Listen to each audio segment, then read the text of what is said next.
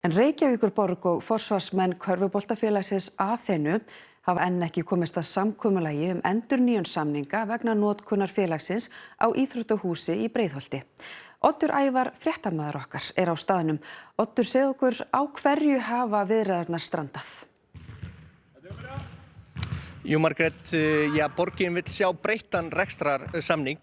Það meðal annars kveðið eðlilega samnýtingu húsnæðis borgarinnar og samstarfi félagana Leiknis og Aþenu eins og þau kalla og góðum samskiptum og að fylgt verði mannréttindastefnu borgarinnar. Nú 50 iðkendur Aþenu sem skilst að séum helmingur iðkenda í Aþenu hafi mætt í ráðhúsi í dag til þess að mótmæla þessu og til þess að vekja athygli á stöðu félagsins en núgildandi samningur rann út 31. maí. Borgarstjórn varð að gera hlé á fundi vegna láta. Stelpurnar héldu í rauninni æfingu þarna við ráðhúsið og þangað mættu nú nokkrir borgarfulltrúar og meðal annars borgarstjóri til þess að ræða við stelpurnar. Við erum í Breiðholti með forsvarsmönnum Aþenu, meðal annars henni Darínu sem er leikmaður. Darína, hvað sögðu borgarfulltrúar við ykkur í dag? Þau sögðu nú ekki mörg svör og töluðu rosa mikið í kringum þetta og hvernig þau komu út til okkar. Mér fannst þetta frekar bara kjánalegt á þeim og töluðu bara rosa mikið í kringum og þegar við spurðum hvort þeir lofa okkur að gefa okkur bein svör og fá nafni okkar á rekstrarsamning þá bara fengum við aldrei neitt frá þeim og bara voru að gefa 5 og sögðu að það væri fínt að fá sér ferskt loft. Mér finnst það bara nú kjánalegt. Ok, hjá okkur einnig Brynjar Karl Sigurðsson, þjálfari Aþenu.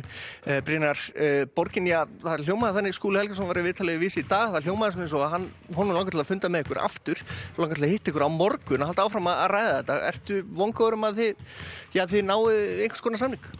Bara dálítið áhugavert að eiga samskipti við Skúla bara í gegnum Vísi, sko. Þannig að þegar þú varst að tala þessa hluti áðan, þá eru fullt af hlutum sem ég bara heyra í fyrsta skipti